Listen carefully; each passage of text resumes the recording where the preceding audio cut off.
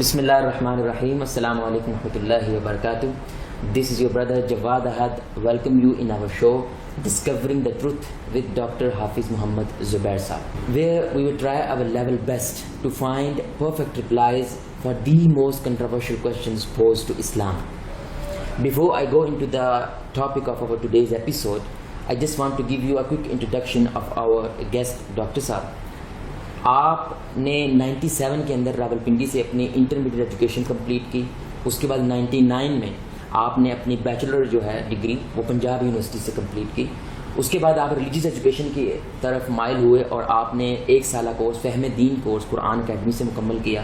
پھر آپ جامعہ رحمانیہ میں ایڈمٹ ہوئے ریلیجیس ایجوکیشن کے لیے, اور وہاں سے آپ نے 2004 میں ریلیجیس ایجوکیشن کے لحاظ سے گریجویٹ ہوئے, اور ساتھ ساتھ آپ اپنی ورلڈلی ایجوکیشن کو بھی ساتھ لے کے چل رہے تھے. آپ نے ماسٹر ڈگری کی ان عربک اور political science from the Punjab university.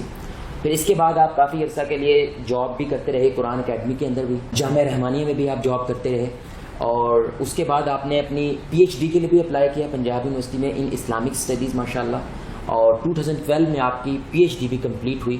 تو اس کے بعد کچھ عرصے کے لیے آپ نے سرگودا یونیورسٹی میں as an assistant professor job بھی کی, اور اس کے بعد آپ ماشاءاللہ اس وقت سے آج تک 5 سال سے کامسٹ یونیورسٹی میں as an assistant professor in humanity department پہ کام کر رہے ہیں.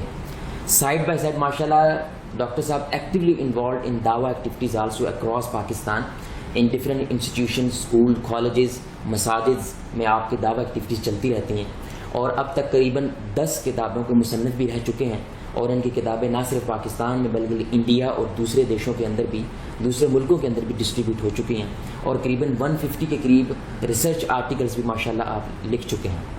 اور محدث کے اندر الشریعہ جس طرح کے رسالے ہیں, ماہانہ رسالے ہیں, ان کے اندر بھی آپ کے آرٹیکل چھپتے رہتے ہیں.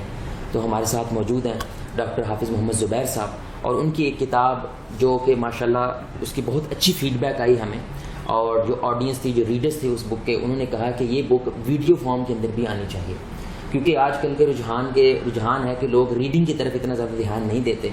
تو ان کی کتاب وجود باری تعالیٰ مذہب, فلسفہ اور سائنس کی روشنی میں, اس بک کو ہم ویڈیو فارم کے اندر لے کے آنے کی کوشش کر رہے ہیں.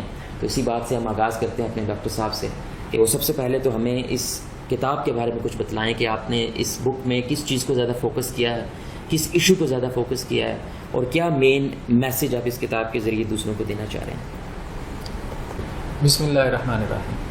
جیسا کہ کتاب کے نام سے ظاہر ہے, وجود باری تعالیٰ اور existence of God in the light of philosophy, science and religion, جی 3 ہمارے ہاں بڑی ڈومینز ہیں جی کی روشنی میں ہم نے خدا کی ایگزسٹنس کے بارے میں گفتگو کی ہے. جی. فلاسفی تو بہت گریک فلاسفی سے یہ مسئلہ چلا آ رہا ہے خدا کی ایگزسٹنس کے بارے میں, اچھا اچھا, تو اس کو ان ڈیپتھ اسٹڈی کیا گیا. پھر ہمارے ہاں جو مڈل ایجز میں, قرون وسطیٰ میں جو مسلم فلاسفی جسے ہم کہتے ہیں, اس میں خدا کے بارے میں کیا کانسیپٹس رہے ہیں, ان کو ایک پورے چیپٹر میں بیان کیا گیا.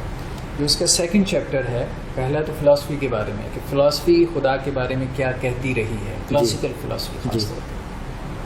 دوسرا جو ماڈرن سائنس ہے وہ خدا کے بارے میں کیا کہتی ہے, اور ماڈرن سائنس کے بارے میں جو کچھ مسکنسیپشنز ہیں کہ ماڈرن سائنس خدا کو ریجیکٹ کرتی ہے یا ایتھیزم کی طرف, خدا کے انکار کی طرف آپ کو لے کے جاتی ہے, جی, یا ریلیجن کو سپورٹ نہیں کرتی. ان کویشچنس کو ہم نے ایڈریس کیا ہے اس چیپٹر کے اندر خاص طور پہ. اوکے.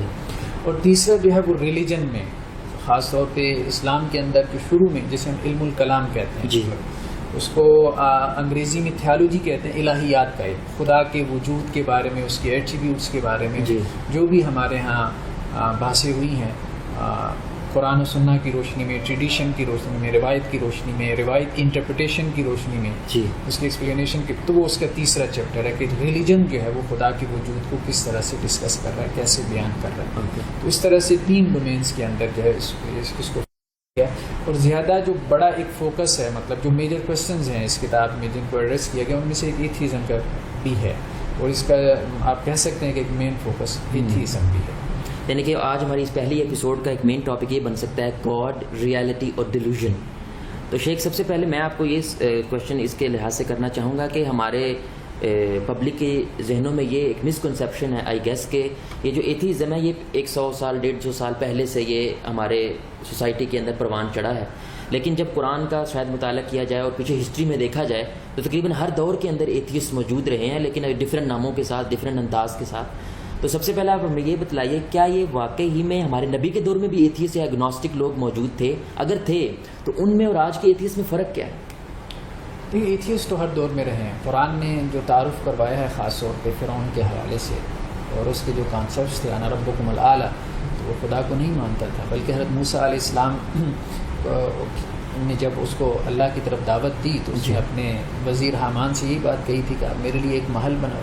اس محل کے اوپر چڑھ کے فاطلیٰ الہ موسیٰ، میں آسمان میں جھانکوں دیکھوں موسیٰ کہ خدا آسمانوں میں بیٹھا ہے کہ نہیں بیٹھا ہے. تو بہرحال یہ کانسیپٹس تو شروع سے چلے آ رہے ہیں، لیکن بہت کم لوگ تھے، مطلب آٹے میں نمک کے برابر بھی نہیں تھے. جی. لیکن یہ ہے کہ اب یہ وائرس جو ہے یہ جرثومہ بہت تیزی سے پھیل رہا ہے، مطلب ایک فیشن کے طور پہ، خاص طور پہ ہمارے جو جدید تعلیمی ادارے ہیں جنہیں ہم یونیورسٹیز کہتے ہیں اور سائنس وائنس کے نام پہ یہ چیزیں بہت تیزی سے پھیل رہی ہیں. اور اس کی بنیادی وجہ جو ہے وہ مسکنسیپشن، اگنورینس اور بالکل جہالت آپ کہہ رہے ہیں. بالکل. تو شیخ سب سے پہلے مطلب یہ جو بات ہے یہ ایک جو ساؤنڈ مائنڈ ہے یا ساؤنڈ ذہن رکھنے والا بندہ یہ بات ماننے سے آلموسٹ امپاسبل یہ لگتا ہے کہ خدا ہے نہیں ہے، خدا کا وجود نہیں ہو سکتا. تو ایتھیزم جو ایک انفارمیشن جو پھیلاتے ہیں اپنی بہت زیادہ کہ یہ کائنات ایک آٹومیٹک نظام کے تحت چل رہی ہے، ہمیں نہیں پتہ اس سے پہلے کیا تھا، نہ ہی ہمیں جاننے کی کوئی ضرورت ہے. خدا یا کائنات یہ سب کچھ ایک ڈیلوژن ہے، ایک مائنڈ کی ہیلوسینیشن ہے. لوگوں نے اپنے ذہنوں سے ایک ازمپشنز کر لی ہے کہ کوئی ہے، اب پتہ نہیں وہ ہے کہ نہیں ہے، اس لیے انکار کرنے بہتر ہے، فوکس کرو اس دنیا کے اوپر، اس دنیا کے معاملات کے اوپر. تو یہ اتنی بڑی بات کہہ کیسے دیتے ہیں کہ خدا اس کائنات کا یا کوئی گاڈ یا کریٹر ہے نہیں؟ حالانکہ 23 تہذیبوں گزر چکی ہیں، ان میں کسی نے بھی بڑے بڑے فلاسفرز گزرے ہیں، انہوں نے کبھی یہ نہیں کہا خدا نہیں ہے. اس کے اوپر بحث ضرور کی ہے لیکن کسی نے یہی نہیں کہا خدا نہیں ہے. تو یہ ان کا آرگومنٹ یہ کیسے کرتے ہیں کہ خدا یا کوئی کریٹر اس کائنات کا موجود نہیں ہے؟ یہ بہت بڑی غلط فہمی ہے. انسان اتنا مجبور ہے یا انسان کی اللہ تعالیٰ نے ساخت ایسی بنائی ہے کہ اس کے لیے پاسبل نہیں ہے کہ وہ کریٹر کا انکار کر سکے. مطلب وہ اس کے مغالطہ ہے کہ وہ کریٹر جو ہے وہ کہتا ہے کہ کریٹر نہیں ہے، خالق نہیں ہے. جی. وہ مغالطوں کا شکار ہے، چاہے بڑے سے بڑا سائنسٹسٹ کیوں ہے. ایون کہ ابھی ہم نے فرعون کی بات کی، فرعون بھی کریٹر مان رہا ہے. کس کو؟ انا ربکم الاعلی. جی. خود کو کہہ رہا ہے خدا ہے. جی. ٹھیک ہے. تو ایتھیزم کا مطلب یہ نہیں ہے کہ کوئی بھی کریٹر نہیں ہے، کوئی بھی خدا نہیں ہے. ایسا کانسیپٹ کہیں بھی نہیں رہا، ہسٹری میں ایسا کانسیپٹ نہیں رہا. ٹھیک ہے. ہاں خدا کے کانسیپٹس مختلف رہے ہیں. کرسچنس کا خدا اور تھا آپ کہہ سکتے ہیں، ٹھیک ہے. ہندوؤں کا خدا اور ہے، فلسفیوں کا خدا کچھ اور تھا. ارسطو نے جس خدا کا تعارف کروایا کہ وہ کاز ہے، علت العلل ہے، پرائم موور ہے، یا جو بھی ہے. لیکن یہ ہے کہ ایک کانسیپٹ کو پھر بھی مانتا تھا وہ کریٹر کو. آپ زیادہ بہتر لفظ خالق، کریٹر مطلب کوئی جو ہے وہ ایسی چیز ہے مطلب جہاں سے اس کائنات کی ابتدا ہوئی ہے، اوریجن. بالکل خدا اس معنی. تو مطلب سائنس کے بارے میں یا سائنسسٹ کے بارے میں یہ گمان کرنا، خاص طور پہ خود ایتھیسٹوں کا یہ کہنا کہ ہم خدا کو نہیں مانتے، یہ ان کی بہت بڑی مسکنسیپشن ہے. وہ کریٹر کو مانتے ہیں، بالکل خالق کو مانتے ہیں. مطلب ایک دو کوٹیشنز اگر میں اس کتاب میں سے پیش کروں، خاص طور پہ ہمارے ہاں اب جو سب سے ایک بڑا نام ہے آئنسٹائن کے بعد اسٹیون ہاکنگ کا، تھیوریٹیکل فزکس کے اندر. اور ایک جگہ میں کہیں پہ کوئی سروے پڑھ رہا تھا کہ ان کی جو لیٹسٹ کتاب ہے 2012 میں آئی ہے دا گرینڈ ڈیزائن، تو وہ اس کے کوئی 1 ارب سے زیادہ نسخے دنیا میں پبلش ہوئی. 1 بلین سے زیادہ. تو مطلب اس بندے کا انفلوئنس آپ دیکھ لیں. مطلب اور عام طور پہ پرسیپشن یہی ہے کہ وہ بہت چلے سب سے بڑا نام نہ ہو آئنسٹائن کے بعد، لیکن ایک بہت بڑا نام. اور دا گرینڈ ڈیزائن کہا جاتا ہے کہ انسان نے جو سائنس میں جو کچھ آج تک سوچا ہے تو یہ اس کی معراج ہے. ٹھیک ہے. تو یہ دی گرینڈ ڈیزائن میں یہ اسٹیون ہاکنگ صاحب کہہ رہے ہیں، اس کی ان کی ایک کوٹیشن ہے. جی ضرور. اب وہ مطلب اسٹیون ہاکنگ خود بھی کہتا ہے کہ میں ایتھیسٹ ہوں. ان کے اوپر خیر ایک مووی بھی آ چکی ہے. جی بالکل. اور پرسیپشن بھی یہی ہے کہ وہ ایتھیسٹ ہے. جی. لیکن ذرا ان کے ٹیکسٹ کا آپ انالیسس کریں کہ وہ کس غلط فہمی میں مبتلا ہیں کہ وہ کہتے ہیں ہم کریٹر کو نہیں مانتے لیکن وہ کریٹر کو مان رہے ہیں. تو یہ اسٹیون ہاکنگ صاحب اپنی کتاب میں لکھتے ہیں کہ we will describe how M theory may offer answers to the question of creation. ہم یہ بتائیں گے ابھی آپ کو کہ ایم تھیوری جو ہے وہ آپ کو بتلاتی ہے کہ کریشن کیسے ہوئی ہے. مطلب مذہب تو بتا رہے ہیں کہ خدا نے پیدا کیا، آدم کو پیدا کیا، ہوا کو پیدا کیا، جنت میں رکھا، پھر دنیا میں بھیج دیا. زمین و آسمان کو 6 دنوں میں بنا دیا. تو ہمارے پاس جو ایکسپلینیشن ہے کہ انسان کیسے آ گیا, کہاں سے آ گیا, کہاں سے ٹپک گیا, بہت بڑا سوال ہے. بالکل, مارس سے آ گیا, کہاں سے آ گیا. بالکل. اگر ریلیجن کو نہیں مانتے, خدا نہیں ہے, کریٹر نہیں ہے, تو کہاں سے آ گیا. تو وہ کہتے ہیں کہ ہمارے پاس اس کا جواب ہے, وہ ایم تھیوری کی صورت میں. اوکے. اب آگے وہ چل کے یہ بات کہتے ہیں کہ according to M theory our is not the only universe. Okay. یہ صرف یہ یونیورس نہیں ہے, اب ملٹی ورس کا کانسیپٹ ہے, بہت ساری یونیورسز ہیں, ٹھیک ہے. جی. Instead M theory predicts that a great many universes were created out of nothing. Out of nothing. Okay. Nothing سے یہ بہت ساری یونیورسز جو ہے وہ بن گئی, وجود میں آ گئی. چلیں یہاں تک چلتے جائیں. Their creation does not record the intervention of some super natural being اور گاڈ. کوئی انٹروینشن نہیں ہے, کوئی کسی خدا کے درمیان میں کوئی وہ اس میں مداخلت نہیں. جی. rather these multiple universes arise naturally from physical law. Okay. یہ یونیورسز کیسے وجود میں آئیں, کیسے ایگزسٹ کر رہی ہیں, فزیکل لاز کی بنیاد پہ. تو بیسیکلی ان کے نزدیک لاز آف نیچر اس کائنات کے, اس یونیورس کے کریٹر ہیں, خالق ہیں. اوکے. اس بات کو بہت اچھے انداز میں رچرڈ ڈاکنز نے بیان کیا, لیکن اس کے لیے ہمیں تھوڑا سا ہسٹری میں جانا پڑے گا. ولیم پہلے جو ہے ایک عیسائی اسکالر تھا, کرسچن اسکالر تھا. ولیم پہلے کا جو ٹائم پیریڈ ہے یہ 1805 میں اس کی وفات ہوئی, 1805. اوکے. تو اس ڈیوڈ ہیوم ایک بہت بڑا ایتھیسٹ تھا, کا فلسفی بھی تھا, تو اس نے بہت زیادہ مطلب ایتھیزم کو رواج دیا. ولیم پہلے نے اس کے جواب میں, ڈیوڈ ہیوم کے جواب میں ایک کتاب لکھی تھی, natural theology evidences of the existence and attributes of the deity. Okay. تو اس کتاب میں اس نے ایک دلیل دی, وہ دلیل بہت معروف ہوئی. مطلب یہ کتاب اتنی معروف ہوئی کہ 1920 تک کیمبرج یونیورسٹی کے نصاب میں رہی. اور 1972 میں جو پوپ تھا, چرچ میں اس کا کیا مقام ہے کرسچینٹی میں, یورپ کا سب سے بڑا ریلیجن کرسچینٹی ہے, پوپ کا کیا مقام ہے. تو پوپ نے کہا تھا کہ یہ عیسائیت کی کتاب ہے, اس کی کتاب کو. اس کی جو بیسک جو آرگومنٹ تھا ولیم پہلے کا خدا کے وجود کے بارے میں, ایگزسٹنس کے بارے میں, اس کو کہتے ہیں watchmaker analogy. Watchmaker analogy. ہاں جی. Watchmaker analogy. جی. تو واچ میکر اینالوجی یہ تھی کہ جب کوئی گھڑی ہمارے سامنے آتی ہے, جی, تو وہ گھڑی کے اندر اسپرنگ ہے, بالکل جو کچھ بھی ہے, پورا ایک میکانزم کام کرتا ہے. تو گھڑی دیکھ کے کبھی ہمارے ذہن میں نہیں آتا جی کہ یہ خود سے بن گئی ہوگی, کہ کچرے کا کوئی ڈھیر ہے, کوئی آئرن کے رف پیسز پڑے ہیں, ہوا چلی ہے, وہ ریفائن انداز میں اس انداز سے موو ہوئی ہے ہوا کہ وہ گھڑی بن گئی, وہ گھڑی بن گئی. ایسے نہ ممکن, یہ انسان اس کو قبول نہیں کرتا, ڈائجسٹ نہیں کر سکتا. تو اس لیے اس کے ذہن میں فوراً کانسیپٹ رہتا ہے گھڑی ساز کا, وہ واچ میکر ہوگا. اسی طرح کہتے ہیں کہ ایک ٹیلیسکوپ دیکھ کے ہمارے ذہن میں فوراً یہ بات نہیں آتی کہ یہ خود سے بن گئی ہے. تو یہ جو کائناتی گھڑی ہے, یونیورس کے اندر بھی ایک گھڑی چل رہی ہے, ایک لاز کے مطابق چل رہی ہے, فزیکل لاز, بالکل جیسے گھڑی ایک لاز کے ساتھ چل رہی ہے. بالکل ایک وقت پہ طلوع ہو رہا ہے چاند, ایک وقت پہ جو ہے وہ غروب ہو رہا ہے. یہ ایک پورا ایک نظام ایک وقت کے تحت چل رہا ہے. وہ وقت آپ درمیان میں سے ٹائم نکال دیں تو یہ سب درم برم ہو جائے. بالکل ٹائم کی وجہ سے ہی تو یہ سب مطلب اپنے اپنے آربٹس میں چل رہے ہیں. بالکل. تو اب وہ یہ کہتے تھے کہ یہ کائناتی گھڑی اتنی پیچیدہ ہے اس سادہ گھڑی کے مقابلے میں, تو اس کے بارے میں ذہن کیسے قبول کر سکتا ہے کہ وہ خود سے وجود میں آ گئے. اسی طرح سے ٹیلیسکوپ جو ہے ہمارا ذہن قبول نہیں کرتا, کہ ہمارا دماغ ڈائجسٹ نہیں کرتا کہ وہ خود سے وجود میں آ جائے.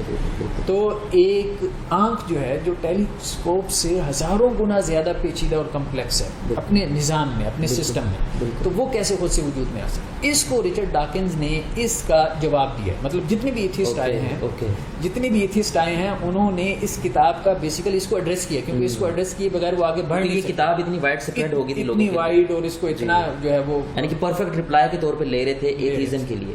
تو definitely you have to give reply for it. Darwin نے بھی جواب دیا, ڈارون بھی جواب دیا اس کو, اس بکلیٹ کا یا اس کے بیسک آرگومنٹ کا. اب ذرا ان کا آپ جواب سنیں اس میں رچرڈ ڈاکنز کا. رچرڈ ڈاکنز بیسیکلی اس وقت جو ایتھیسٹ کی جو موو ہے, انٹرنیشنل موو, اس میں سے ایک بہت بڑا مین آدمی ہے, مین ممبرز کے اندر آتا ہے. سیم ہارس ہے, اور اسی طرح سے کچھ اور کارل ساگان تھا, اور اسی طرح سے 2-4 اور نام ہیں, کلاؤس وغیرہ ہیں. اب یہ ان کی کتاب ہے, اچھا کتاب کا نام دیکھیں عجیب ہے, دا بلائنڈ واچ میکر. یعنی وہ واچ میکر کا انکار نہیں کر رہے. جی بالکل ٹھیک ہے. وہ کیا کہہ رہے ہیں, blind watch maker, blind watch, اندھا. یہ ممکن نہیں ہے کہ آپ کہیں کوئی واچ میکر نہیں. ہم کہتے ہیں فرق صرف یہ ہے کہ ریلیجس پیپل یہ کہتے ہیں, مذہبی لوگ یہ کہہ رہے ہیں کہ بھائی ہمارا خدا سمیع بصیر حکیم ہے, جی دیکھنے والا, سننے والا, حکمت والا. وہ کہہ رہے ہیں کہ کریٹر ہم بھی مان ہیں لیکن اندھا بہرا ہے. تو بات یہ ہے کہ اب کامن سینس کس کے اندر زیادہ ہے؟ یہاں تو تم کریٹر مانتی ہی نہیں, کریٹر تو تم بھی مان رہے ہو. اندھا بہرا خدا جو ہے وہ زیادہ پرفیکٹ کائنات بنا سکتا ہے یا دیکھنے والا اور سننے والا؟ بالکل. اب اس کی کوٹیشن کی طرف ہم جاتے ہیں. اب یہ اس کو پہلیز کو جو ہے وہ Paley's argument is made with passionate sincerity and is informed by the best biological scholarship of his day. کہتے ہیں کہ اس کے دور کی جو سائنس تھی اس کے اعتبار سے اس کا آرگومنٹ بڑا اچھا تھا. آج سائنس نے بڑی ترقی کر لی, بایولوجی بہت ایڈوانس ہو گئی ہے, تو ہم اس سے بہتر رپلائی کر سکتے ہیں بیکاز وی ایڈوانس ناؤ. ہاں, تو اب وہ کہتا ہے کہ all appearances to the contrary the only watchmaker in nature is the blind forces of physics. Watchmaker تو ہے, اس کا تو ہم انکار نہیں کر رہے, لیکن وہ بلائنڈ فورسز آف فزکس ہے. وہ تمہارا خدا کا کانسیپٹ نہیں کہ وہ جو 7 آسمانوں کے اوپر عرش پہ بیٹھا ہوا ہے. مطلب بیسیکلی یہ لوگ بائبل کے خدا کا انکار کر رہے ہیں, یہ اسلام کے خدا کا انکار کر رہے ہیں. ان کی قسمت میں ہی نہیں ہے, تقدیر میں نہیں ہے کہ یہ خدا کا انکار کر سکیں. مطلب خدا کا ان کے ساتھ مذاق دیکھیں, مطلب خدا کا ان کے ساتھ مذاق دیکھیں کہ یہ بیچارے اس قابل ہی نہیں ہیں کہ کریٹر کا انکار کر سکتے, خالق کا انکار کر سکتے ہیں. وہ خدا کا انکار کرنے کے بعد جو ہے مطلب ایک حکیم اور بصیر اور سمیع خدا کا انکار کرنے کے بعد ایک اندھے بہرے خدا کی انہوں نے جو ہے وہ ٹانگیں پکڑ لی ہیں. بھائی تو ہمارا جو ہے وہ سب کچھ ہے, تو نے ہمیں پیدا کیا. اب آگے چل کے یہی حساب لکھ رہے ہیں, نیچرل سلیکشن. نیچرل سلیکشن سے یہ سب کچھ وجود میں ہے. اب نیچرل سلیکشن کیا ہے؟ The blind unconscious automatic process which Darwin discovered and which we now know is the explanation of the existence and apparently purposeful form of all life has no purpose in mind. یہ natural selection جو ہے کوئی اس کا دماغ بھی نہیں ہے. میری بات ہے, اس کا دماغ کیا ہونا ہے؟ وہ تو اندھا میٹر ہے. تو میٹر کو وہ جو ہے وہ خالق مان رہے ہیں, وہ کریٹر مان رہے ہیں. تو آخری اس کی جو الفاظ ہیں, خیر لمبی چوڑی اس نے گفتگو کی ہے. جی, if it can be said to play the role of watchmaker in nature, it is the blind watchmaker. اگر آپ یہ کہنا چاہتے ہیں کہ اس کائنات میں کسی واچ میکر کا رول ہے تو وہ بلائنڈ واچ میکر ہے, وہ کوئی سننے والا دیکھنے والا نہیں. یعنی کہ اگر ایک کنکلوژن کے لحاظ سے یہ بات کی جائے تو آپ یہ کہہ رہے ہیں کہ وہ یہ کہتے ہیں چلو اگر ہے بھی کوئی تو وہ بلائنڈ ہے, اس نے بنو کے بس سائڈ پہ ہو گیا, لیکن اب اس کی کوئی انٹروینشن نہیں ہے کائنات کے اندر. کیا انٹروینشن نہیں ہے؟ وہ یہ نہیں کہتے کہ ہے بھی, وہ کہتے ہیں ہے. فزیکل لاز ہیں, فزیکل لاز نے, لاز آف نیچرز نے اس کائنات کو کریٹ کیا. کریٹر کون ہے؟ آپ کے پاس کوئی جواب نہیں ہے نا.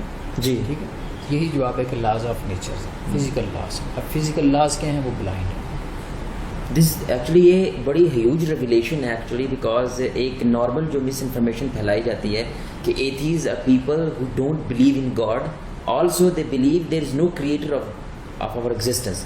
ہماری ایگزسٹنس کا کوئی کریٹر نہیں ہے, کوئی خالق نہیں ہے. لیکن آپ ان ٹیکسٹ سے یا شیخ کی گفتگو سے آپ کو یہ پتہ چلا ہے کہ کوئی کریٹر ہے. اور خاص طور پہ ابھی آپ نے ایک بات کی اسٹیفن ہاکنگ کی کہ جو ایم تھیوری سے ہم ایکسپلین کر سکتے ہیں کہ اس کائنات کا وجود کس طرح میں آیا. تو آخر میں آپ یہ اس ایپیسوڈ کے آخر میں آپ یہ بھی ضرور بتلائیے ہماری آڈینس کو کہ ایم تھیوری اس سے کیا مراد ہے, ایک عام زبان کے اندر بتایا جائے تو یہ ایم تھیوری کیا ہے جس سے وہ ایکسپلین کرنے کی کوشش کرتے ہیں کہ خدا ہے یا نہیں ہے. بیسیکلی دیکھیں, ابھی جتنی بھی ایڈوانسمنٹ ہو رہی ہے زیادہ تر تو تھیوریٹیکل فزکس میں ہو رہی ہے. جی, فزکس سائنس کا ایک ڈسپلن ہے, پھر فزکس میں ایک تھیوریٹیکل فزکس ہے. فزکس کے 2 میجر ڈسپلنز ہیں اس وقت, کوانٹم فزکس اور جنرل تھیوری آف ریلیٹیوٹی. جی, تو کوانٹم فزکس بیسیکلی جو ہے وہ اس کائنات کے اندر, اس یونیورس کے اندر بیسیکلی 4 قسم کی فورسز کام کر رہے ہیں. اوکے جی, ان میں سے 3 جو ہے وہ مائکرو لیول پر ہیں. اوکے, سب اٹامک لیول پر, ایٹم کے لیول پر ہیں. ویک نیوکلیر فورس ہے, اسٹرانگ نیوکلیر فورس ہے, الیکٹرو میگنیٹک فورس ہے. یہ 3 فورسز ہیں. یہ کوانٹم فزکس کا میدان ہے. اوکے, ایک میکرو لیول ہے یونیورس کے لیول پہ, یعنی کائنات, ایٹم کے اندر بھی تو پوری کائنات ہے نا, یونیورس ہے. اب تو مطلب کہاں تک وہ پہنچ گیا ہے, الیکٹران پروٹان, نیوکلیس تھا, پھر آگے الیکٹران پروٹان, تو اب تو اس کے اندر بھی جا رہے ہیں. ایک ویکیوم ہے بہت بڑا, پھر آگے جا کے ایک اور چیز ڈسکور, وہ کہتے ہیں کوارکس تک پہنچ چکے. بالکل ٹھیک ہے, تو اس سے آگے بھی باتیں ہو رہی ہیں. تو گاڈ پارٹیکل کی بھی تلاش میں ہے جو خود بھی سرن کے اندر ہو. تو سب اٹامک لیول پہ بھی بہت ریسرچ ہو رہی ہے. تو بیسیکلی یہ 3 فورسز تھیں. چوتھی فورس تھی جو میکرو لیول پر ہے یونیورس کے اندر, گریویٹیشنل فورس, بالکل ٹھیک ہے, جس کی وجہ سے یہ سارا ہمارا کائنات کا نظام, سولر سسٹم, یہ سب کچھ چل رہا ہے, گلیکسیز ہیں. تو اب وہ یہ چاہ رہے ہیں کہ ہم ان چاروں فورسز کو یونائٹ کر دیں, کچھ ایسی تھیری بنا دیں کہ جس سے یہ چاروں فورسز جو ہے وہ اس کو ہم کسی ایک ایکویشن سے ڈیفائن کر دیں. اس کو کبھی جو ہے وہ ایم تھیری کہا جاتا ہے. ایم ڈیفائن, کچھ لوگ کہتے ہیں کہ ایم سے مراد ماسٹر تھیری ہے, ٹھیک ہے, مطلب مختلف اس کی انٹرپریٹیشن کی گئی ہے, یا اس کو تھیری آف ایوری تھنگ بھی کہا جاتا ہے. جی, اسٹیون ہاکنگ نے, جو اس کی مووی بھی آئی ہے اسٹیون ہاکنگ کی جو کتاب ہے دا گرینڈ ڈیزائن, اس میں اس نے اس کا ذکر بھی کیا, تھیوری آف ایوری, مطلب ہر چیز کو ہم ڈیفائن کر دیں گے, ایک تھیوری سے ہم ڈیفائن کر سکتے ہیں, ہر چیز کو ڈیفائن کر سکتے ہیں.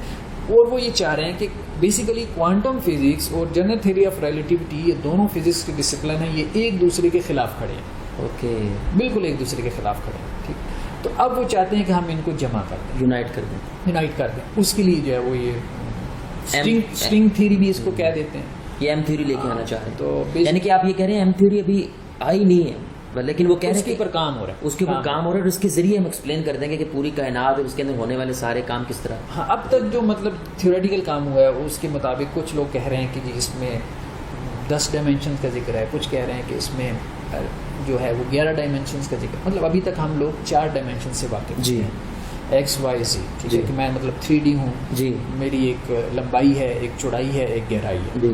دنیا کے اندر یہ چیزیں جو ہیں وہ مکان جو ہے جو اسپیس ہے وہ 3 ڈائمینشن. 4 ڈائمینشن جو ہے وہ آئنسٹائن کے کام کی وجہ سے خاص طور پہ انٹروڈیوس ہوئی, ٹائم کو بہت زیادہ جو ہے وہ اہمیت ملی.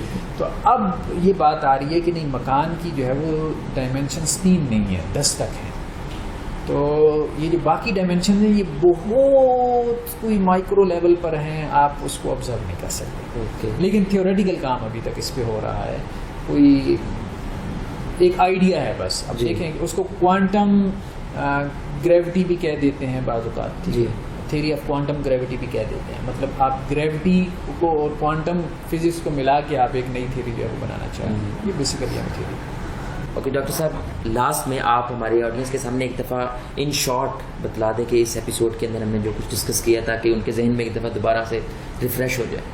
دیکھیں, ایک جو مطلب میجر فوکس ہمارا رہا ہے جی, وہ یہ رہا ہے کہ انسان کے لیے یہ ممکن نہیں ہے, انسان کا سانچہ, اس کا ذہنی سانچہ ایسا نہیں, اس کی نفسیات ایسی نہیں, مطلب انسان کے اوپر یہ جو جبر ہے, ایک طرح سے یہ جبر کا جو شعور ہے, مطلب یہ بھی ایک خدا تک انسان کو پہنچاتا ہے. بالکل. تو یہ جبر انسان کے اوپر خود کریٹر کی طرف سے ہے کہ وہ کریٹر کا انکار نہیں کر سکتا, وہ کسی نے اس کی فارم تبدیل ہو جائے گی کریٹر کو ماننے کی, یا وہ خود کسی ڈیلوژن میں مبتلا ہو جائے گا, مطلب وہ خدا کا انکار کر کے خود ایک ڈیلوژن میں ہے کہ میں خدا کا انکار کر رہا ہوں بیچارہ, اور کہہ رہا ہے کہ خدا کو ماننے والے ڈیلوژن میں ہیں. مطلب اس کی باتیں تو مطلب چیخ کے پکار. بالکل. مطلب جو کسی ماہر لسانیات کو آپ کہیں, جو لنگوسٹک کا ماہر ہو, مطلب اس کا انالیسس کرے اس کے ٹیکسٹ کا, تو وہ کہے گا یہ تو بیچارہ مان رہا ہے. بالکل. ایک ایسی خواہ جو ہے وہ ایک دھکا کر رہا ہے کہ میں نہیں مان رہا. سو آن دس نوٹ انشاءاللہ وی ول ٹیک یور لیو, اور انشاءاللہ نیکسٹ ایپیسوڈ کے اندر وی ول ڈسکس